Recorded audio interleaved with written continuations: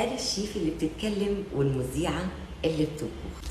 بصوا يا حبايبي، انا الفيديو ده رحمه على الحاج ياسر ابو السعود.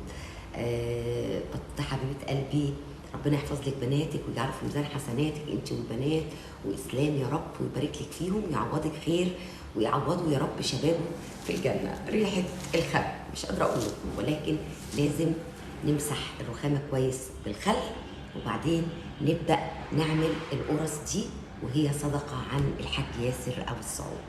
يعني انا هنزل لكم مقادير الكيلو برضو في الفيديو ده، ولكن احنا هنختصر الخطوات، بنجيب منها لقطه لقطه عشان احنا اوريدي منزلين فيديو القرص. دي اول حاجه. تاني حاجه يعني احب اقولها، انا بحب اشتغل اي حاجه بقى، ان كان كيك، ان كان قرص، ان كان معجنات، اي حاجه بشتغل بثلاث انواع من الدقيق: المطبخ، ضحى، ريحانه. في انواع كمان كويسه كتير جدا، ولكن دول اضمن حاجه بالنسبه لي انا. يعني دول اضمن حاجه بالنسبه لي انا، وده مش اعلان لاي حاجه، احنا غلابه على الله حكايتنا، بنشتغل ببركه ربنا وبركه دعاء الوالدين. ف يعني ولكن ده للامانه عشان يعني كل الناس تبقى عارفه لما تيجي تشتغل معجنات او تشتغل، دي الانواع اللي انا بشتغل بيها. خليني افضي باقي الدقيق واظبط الدنيا وارجع لكم. هحمر الشمر، هديله تحميصه كده عشان ريحته تبقى قويه وتبان وتظهر في العجين.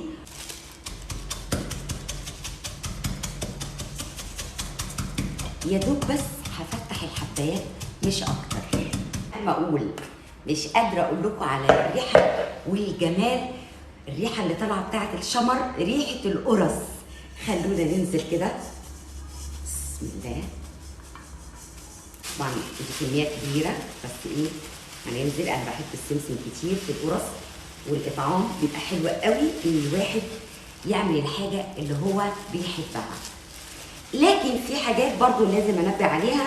يعني في حاجات انت ممكن تكوني بتحبي الشطه قوي، فما ينفعش انا بحب الشطه قوي احط الحاجات اللي تاذي او الحاجات اللي تضايق. لكن السمسم حاجه مفيده وحاجه حلوه، وهتخلي طعم القرصه حلوه، وانا بحب السمسم كتير في القرص. فخلينا بسم الله ما شاء الله، لا حول ولا قوه الا بالله. ملح،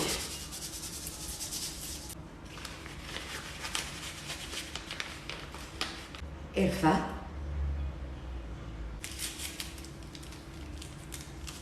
فانيليا،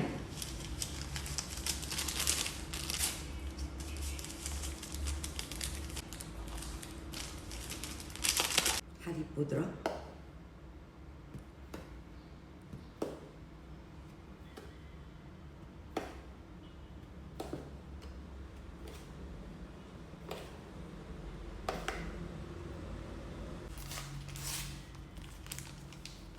كيك شيف او بيكنج باودر،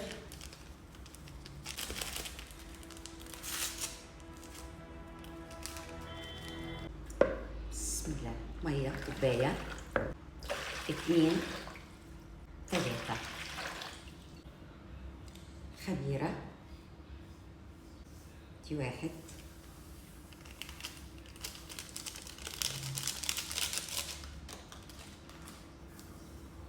2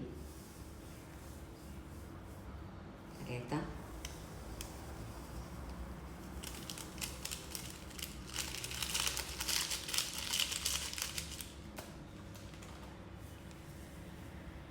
4 5. الكيس بيعمل معلقه ممسوحه خفيفه، من المعلقه الكبيره من الخميره بيعمل معلقه ونص، معلقه واقل من النص كمان. خلينا خلاص.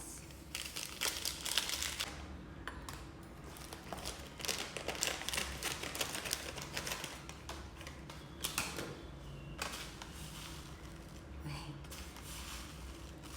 2 3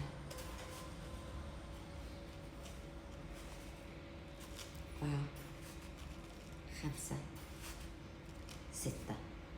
على كل كوبايه ميه معلقتين سكر ومعلقه حلوه، مش هقول هرميه ومش ممسوحه قوي، لكن معلقه مظبوطه من المعلقه الكبيره خميره، وهندوبها ونقلبها ونركنها لما تفور او تعمل رغوه على الوش عشان اتاكد ان الخميره، حتى لو انا شايفه ان صلاحيتها جديده وان الورق جديد اللي انا شارياه او الاظرف دي، ولكن لازم برضو اتاكد ان الخميره شغاله عقبال ما نبس الدقيق. هقلب المواد الجافه، الحليب البودره مع الشمر، السمسم، الملح، البيكنج باودر او الكاتشيف، مع الفانيليا، مع القرفه. يمكن انا قلت قبل كده، يعني انا مش عايزه اعيد نفس الكلام، ولكن القرفه ما بتبانش ان انت حاطه او عامله قرص بالقرفه، ولكن بتاخد طعم القرصه في مكان تاني. وابدا انزل بالزيت. بسم الله.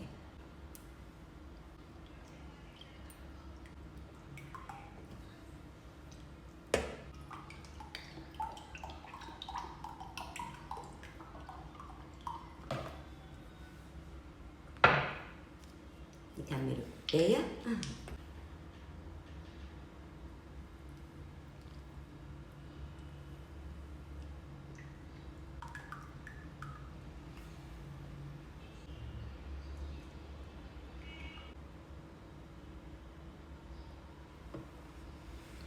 نكمل ال5 بشويه من ازازه تانيه.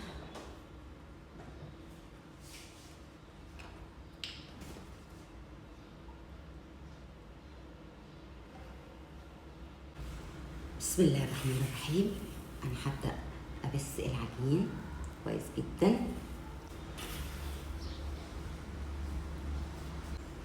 هفضل ابس الدقيق لغايه ما كميه الزيت او الماده الدهنيه عندي تمسك الدقيق كله ويبقى كله زي حبات الرمل المبلوله.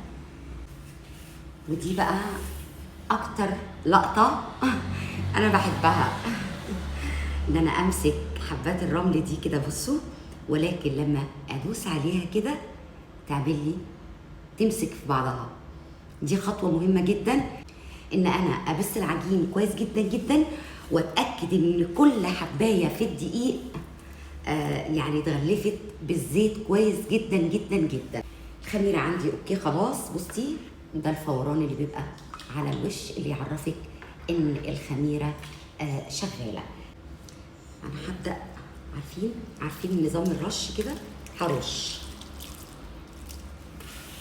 وهلف العجين بيها عشان ده كميه، يعني ده لو مش كميه بسم الله ما شاء الله يعني، ولا حول ولا قوه الا بالله، هعمل ايه؟ هنزل بيها على طول. لكن لما بتكون كميه انا بحب اخلي كل حبايه من العجين، لانها لسه مش هتبقى عجينه، برضو هتفضل زي ما هي كده. فانا عايزه برضو الخميره. وعلى فكره يعني البيكنج باودر طبعا كل كيلو بياخد من كيس لكيس ونص بيكنج باودر ومعلقه بس ممسوحه من الخميره. طيب ليه البيكنج باودر اكتر؟ عشان انا محتاجه القرص تعلى مش تفرش، والخميره خليها تكبر كده، احنا عايزينها تكبر كده. خدنا 3 كوبايات ميه اللي حطينا ونقعنا فيهم الخميره. انا هكمل باقي الميه بتاعتي، بس انا عندي تريكايه كده عاملاها. ده الطبق اللي انا عملت فيه التمر، فطبعا كله زبده، وفضلت ساقطه في الارضيه زبده كتير، فمش هرميها، مش ههدرها، هاخدها وهستعملها فين؟ في العجينه. فهبدا اجمع بقى باقي الكوبايات. احنا عايزين طبعا 10 كوبايات ميه، بسم الله ما شاء الله على قد الكميه، لكن كيلو دقيق بياخد كوبايتين. انا عندي هنا كملت كوبايات الميه. عندي انا محتاجه 10 كوبايات ميه، خدنا 3، فحطينا باقي الميه هنا. وهحتاج بسم الله ما شاء الله 5 كوبايات سكر، مش مليانين قوي.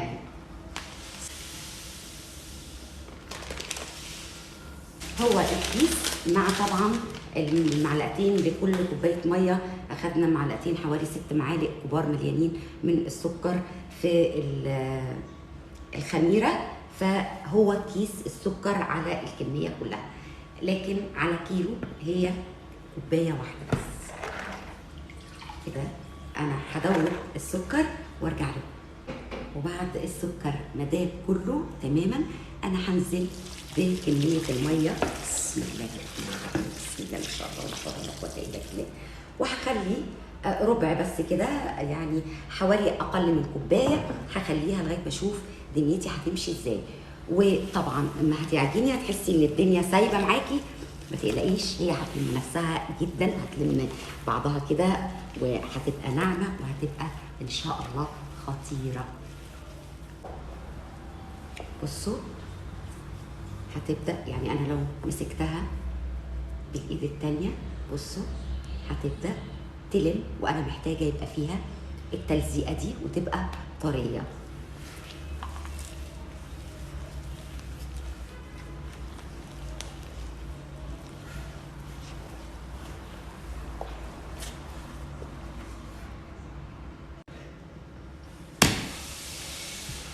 خلاص كده بسم الله ما شاء الله. بصوا يعني ايه الخل، انا احتجت شويه من الميه اللي انا خليتهم، احتجت شويه صغيرين، كنت نسيت احط الخل فحطيت عليهم الخل وبدات اعجنها. بصوا هي اهي اهي، انا عايزاها بتلزق كده يا جماعه، انا عايزاها بتلزق، يعني احنا محتاجينها تكون بتلزق، تكون طريه، نسبه السوائل فيها ونسبه الميه تكون كتيره عشان القرصه تطلع طريه وتطلع حلوه وهشه وخفيفه معانا. ومعلقتين 3 الخل، يعني من معلقه ونص على الكيلو من الخل في الميه. طبعا بيفتح العجين، بيخلي العجين طري وهش وتحفه.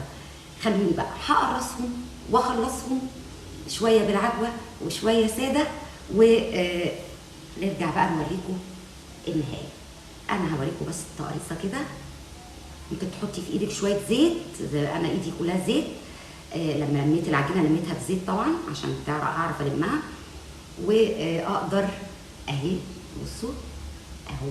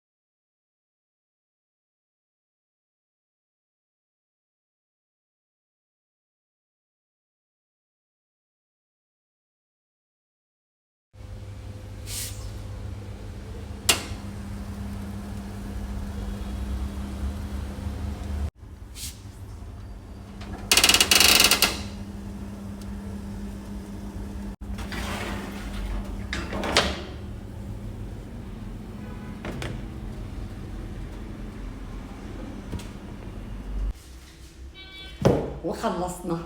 وبسم الله ما شاء الله، انا عايزه اقول لكم انا ما حسيتش بيهم، قسما بالله انا ما حسيتش بيهم. خلصوا بسرعه جدا.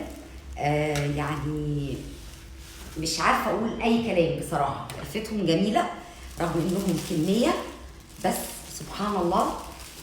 طبعا الورق ده مهم جدا على فكره. الكاميرا لونهم مظلوم في الكاميرا، والله العظيم لونهم مظلوم. خلوني اوريكم. بسم الله الرحمن الرحيم. ربنا يا رب يجعله في ميزان حسناتك يا حاج ياسر، حاج ياسر ابو السعود، ويجعله في ميزان حسنات مراته وبناته وابنه. يعني حتى في اطعام تاني ان شاء الله نعمله لهم باذن الله، بس اكل ان شاء الله. بصوا بقى، انا عايزه اقربها عشان اوريكم لونها. بصوا لون القرص ده، لونها اهو، ده لون القرص. بصوا بقى، بصوا الجمال. لا انا عايزه اقطع كده، اقطع كده. بصوا اهو، شايفين؟ كيك من جوه، كيك. الريحه بسم الله ما شاء الله، ولا حول ولا قوه الا بالله. صلوا على النبي يا جماعه، صلوا على النبي، وكل من ليه نبي يصلي عليه. الريحه، الطعم بسم الله ما شاء الله. اقول ايه بقى؟ بصوا بصوا اهو، شايفين؟ بصوا الجمال، بصوا. اقول ايه؟ تعالوا خلينا بس ايه، نشوف التمر، نشوف التمر من جوه. بصوا التمر، تمر بقى بالسمسم بالزبده. الريحه بسم الله ما شاء الله. ما تنسوش تركايه الصينيه اللي فيها ميه بالخل. الخل ده عشان ما يسودلكيش الصينيه، بس تركايه الميه في الفرن دي، التركايه دي مهمه جدا جدا جدا. بسم الله ما شاء الله.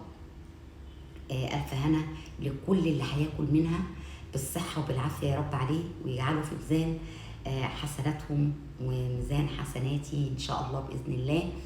ونحتسب كل حاجه بتتعمل اطعام يا رب في ميزان حسنات كل امواتنا المسلمين، اللهم امين. وده النهارده كان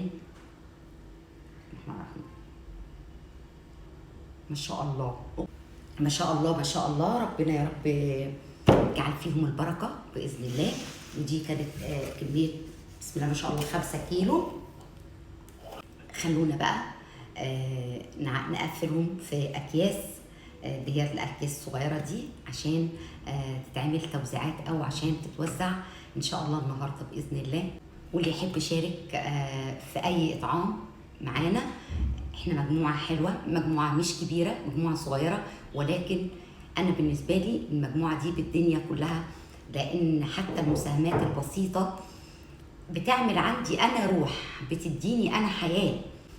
انا بكون فخوره وبكون سعيده وبحمد ربنا وبشكر فضله، ودايما يعني بسم الله ما شاء الله، ولا حول ولا قوه الا بالله، تبارك الله.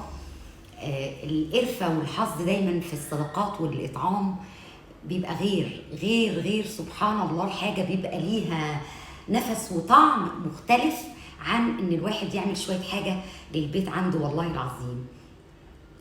ربنا يكرمنا ويقدرنا ومستمرين. واللي يحب يشارك في اطعام يتواصل معايا على الفيسبوك او على انستجرام، نعمل اطعام، ان كان قرص، ان كان وجبات، ان كان سندوتشات جبنه. احنا عندنا اطعام اليومين الجايين فطار ان شاء الله هنصوره برضو باذن الله. بس انا ما بصورش الشارع، يعني انا مش بحب اصور، واكيد الكميات دي مش هناكلها يعني احنا ما بصورش الشارع.